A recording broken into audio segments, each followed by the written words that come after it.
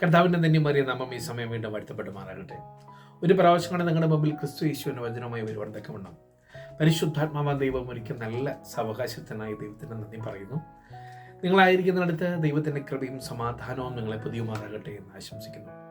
നമ്മളെ മനുഷ്യർ നമ്മുടെ ജീവിതത്തിൽ നമ്മൾ ആഗ്രഹിക്കുന്ന കാര്യങ്ങളൊന്നും നടക്കാതെ വരുമ്പോൾ, അല്ലെങ്കിൽ നമ്മൾ എത്രയധികം അതിനുവേണ്ടി അധ്വാനിച്ചിട്ടും അത് കിട്ടാതെ വരുമ്പോൾ ഒരുപാട് പരാതികൾ പറയുന്ന മനുഷ്യരാണ്. ഇപ്പം നമ്മുടെ കൂട്ടുകാരോട് നമ്മൾ പരാതി പറയും, ദൈവത്തോട് നമ്മൾ പരാതി പറയും. ഒരാൾ എന്നെ ഒന്ന് സഹായിച്ചിരുന്നെങ്കിൽ ഞാനൊന്ന് രക്ഷപ്പെട്ടേനെ, അല്ലെങ്കിൽ അയാൾക്ക് എന്നെ ഒന്ന് ഹെൽപ്പ് ചെയ്യാമായിരുന്നു എന്നൊക്കെ ഇങ്ങനെ ഒരുപാട് പരാതികൾ പറയുന്ന സ്വഭാവമുള്ളവരാണ് നമ്മൾ മനുഷ്യർ. അങ്ങനെ ഒരു മനുഷ്യൻ്റെ പരാതി ദൈവത്തിൻ്റെ പരിശുദ്ധ വചനത്തിൽ പറയുന്നുണ്ട്. യോഹന്നാന്റെ സുവിശേഷം 5-ാം അധ്യായം നമ്മൾ ധ്യാനിക്കുമ്പോൾ ബെത്സൈദ എന്ന് പറയുന്ന കൊലക്കടവിൽ 38 വർഷം സൗഖ്യമില്ലാതെ കടന്ന ഒരു മനുഷ്യൻ്റെ ഒരു പരാതി ഇന്ന് നിങ്ങളുമായി ഷെയർ ചെയ്യാൻ ഞാൻ ആഗ്രഹിക്കുന്നു. ബെത്സൈദ കൊലക്കടവിലേക്ക് സർവശക്തനായ ക്രിസ്തു യേശു വന്നപ്പോൾ ഈ മനുഷ്യനെ കണ്ടു.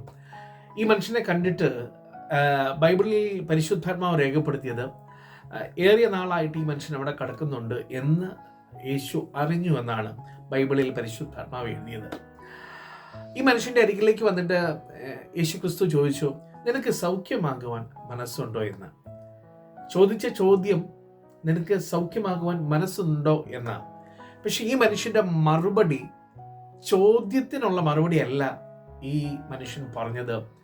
ഈ മനുഷ്യൻ്റെ നിരാശയും നൊമ്പരവും വേദനകളും ആവലാതിയും എല്ലാം കൂടെ ചേർത്ത് പരാതിയുടെ രൂപത്തിൽ മറുപടി പറഞ്ഞു. എന്നെ സഹായിക്കാൻ ആരുമില്ല. 2, ഞാൻ കുളത്തിൻ്റെ കടവിലേക്ക് ചെല്ലുമ്പോൾ എനിക്ക് മുമ്പ് വേറൊരാൾ കുളത്തിലേക്ക് ഇറങ്ങി സൗഖ്യം പ്രാപിക്കുന്നു എന്നാണ് ഇദ്ദേഹം മറുപടി പറഞ്ഞത്. 1, എനിക്ക് ആരുമില്ല, പിന്നെ ഞാൻ തന്നെത്താനെ സൗഖ്യത്തിനായി കുളത്തിലേക്ക് പോകുമ്പം വേറൊരാൾ എൻ്റെ സൗഖ്യം അപഹരിക്കുന്നു എന്നുള്ള ഒരു പരാതി. പക്ഷേ ഈ പരാതി കേട്ടിട്ടും ആ മനുഷ്യനോട് ദൈവത്തിനൊരു മനസ്സിലുണ്ടായി. ആ മനുഷ്യനോട് സർവശക്തനായ യേശു പറഞ്ഞു, നീ കടക്ക് എഴുന്നേറ്റ് നടക്കുക എന്ന്. ആ ക്ഷണത്തിൽ ദൈവപ്രവൃത്തി അവിടെ വെളിപ്പെട്ടു. ഇതിൻ്റെ പിന്നിൽ ഞാൻ ഇങ്ങനെ ഈ ഭാഗം ഇങ്ങനെ ധ്യാനിച്ചുകൊണ്ടിരുന്നപ്പം എൻ്റെ മനസ്സിൽ തോന്നിയത്, ചോദിച്ച ചോദ്യത്തിന് മറുപടി പറഞ്ഞില്ലെങ്കിലും തൻ്റെ ആ നൊമ്പരങ്ങൾ ക്രിസ്തുവിനോട് പറഞ്ഞപ്പോൾ തമ്പുരാന് ഒരു കൃപ, ഒരു മനസ്സലിവ് ആ മനുഷ്യനോട് തോന്നി. 38 വർഷം ഈ മനുഷ്യൻ ബെത്സൈദ എന്ന് പറയുന്ന ആ കുളത്തിൻ്റെ കടവിൽ കടന്നു എന്ന് വചനം പറയുന്നു. അപ്പം 38 വർഷത്തെ ഈ മനുഷ്യൻ കണ്ട ചരിത്രം, അല്ലെങ്കിൽ ബെത്സൈദ എന്ന് പറയുന്ന കുളത്തിൻ്റെ ചരിത്രം എന്ന് പറയുന്നത്, ദൂതൻ ഇറങ്ങി കുളം കലക്കുമ്പോൾ ആദ്യം ഇറങ്ങുന്നവർ സൗഖ്യം പ്രാപിക്കും. അതാണ് അവിടുത്തെ ദൈവത്തിൻ്റെ പദ്ധതി. പക്ഷെങ്കിൽ അതാണ് ഈ മനുഷ്യൻ 38 വർഷവും കണ്ടത്.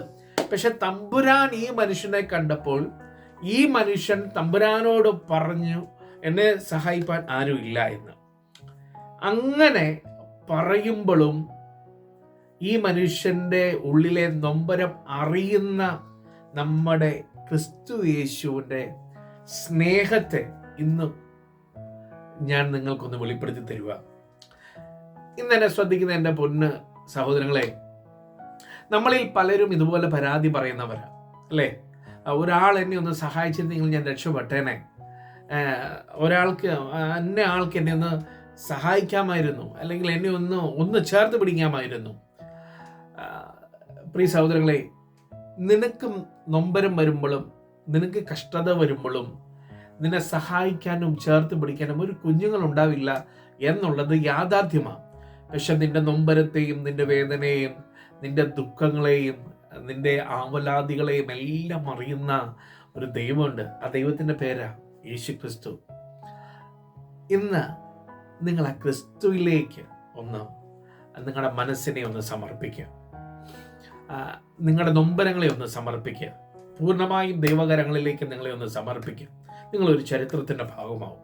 ഇവിടെ സംഭവിച്ചതും അതാ. 38 വർഷം ഈ മനുഷ്യൻ കണ്ടത് ദൂതൻ ഇറങ്ങുന്നതും കുളം കലക്കുന്നതും മനുഷ്യരിറങ്ങി സൗഖ്യമാകുന്നതും. പക്ഷെങ്കിൽ അതുവരെ വെളിപ്പെടാത്ത ഒരു ചരിത്രത്തിലേക്ക് ഈ മനുഷ്യൻ കയറി. ബത്സയിദ എന്ന് പറയുന്ന കുളത്തിൻ്റെ ചരിത്രം ദൈവത്തിൻ്റെ പരിശുദ്ധാത്മാവ് മാറ്റി എഴുതി. ക്രിസ്തു യേശു വന്ന് ഈ മനുഷ്യനോട് പറഞ്ഞു, എഴുന്നേൽക്കുക, നീ സൗഖ്യമാകുക എന്ന്. ഇംഗ്ലണ്ട് എന്ന് പറയുന്ന രാജ്യത്ത് ഒരു ചരിത്രമുണ്ട്. കഴിഞ്ഞ നാളുകളിൽ ദൈവത്തിൻ്റെ പരിശുദ്ധാത്മാവ് ശക്തമായി ഇറങ്ങിയ ഒരു രാജ്യമാണ് ഇംഗ്ലണ്ട്. അനേക ദൈവദാസന്മാരെ പരിശുദ്ധാത്മാവ് എഴുന്നേൽപ്പിച്ചിട്ടുണ്ട്. വില്യം കെറി, ജോൺ വെസ്ലി സ്മിത്ത് തുടങ്ങിയ ദൈവദാസന്മാരെ കഴിഞ്ഞ നാളുകളിൽ ഒരുപാട് ദൈവിക പ്രവൃത്തിക്ക് വേണ്ടി പരിശുദ്ധാത്മാവ് എഴുന്നേൽപ്പിച്ചിട്ടുണ്ട്. ചില കാലഘട്ടങ്ങളിൽ ദൈവിക പ്രവൃത്തി ഈ രാജ്യത്ത് നടന്നില്ല എന്നുള്ളത് ശരിയാണ്. പക്ഷെങ്കിൽ സത്യം അതല്ല. ദൈവത്തിൻ്റെ ഒരു ചലനം ഈ രാജ്യത്ത് വെളിപ്പെടും എന്നുള്ളതാണ് സത്യം. അതിനായി ഈ രാജ്യത്ത് ക്രിസ്തു യേശുവിൻ്റെ വേല ചെയ്യുന്നവർ ദൈവസന്നിധിയിലേക്ക് പൂർണ്ണമായും സമർപ്പിക്കണം. ഇംഗ്ലണ്ടിൻ്റെ ചരിത്രത്തെ പരിശുദ്ധാത്മാവ് മാറ്റുമ്പോൾ അതിന് ഞാനും ഒരു ഭാഗവാക്കാകണം എന്നാഗ്രഹിച്ച് ദൈവകരങ്ങളിലേക്ക് നമ്മളെ തന്നെ സമർപ്പിക്കണം. ഇന്ന് നമുക്ക് പറയാൻ ഒരുപാട് പരാതികൾ കാണും. എത്ര സുവിശേഷം പറഞ്ഞിട്ടും എത്ര പ്രാർത്ഥിച്ചിട്ടും ദൈവസഭയിൽ ആൾക്കാർ വരുന്നില്ല എന്ന് പരാതി പറയുന്നവർ കാണും, കാണാതിരിക്കാം. ഇത് ഞാൻ എൻ്റെ അഭിപ്രായമാണ് പറയുന്നത്.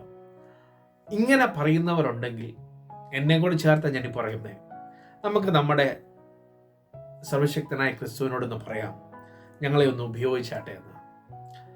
കർത്താവ് തീർച്ചയായിട്ടും ഒരു ചരിത്രത്തിൻ്റെ ഭാഗമാകുവാൻ ദൈവം നിങ്ങളെ ഉപയോഗിക്കും. ഈ വചനങ്ങളാൽ ദൈവം നമ്മളെ ഏവരെയും അനുഗ്രഹിക്കുമാറാകട്ടെ. Have A great day. God bless you.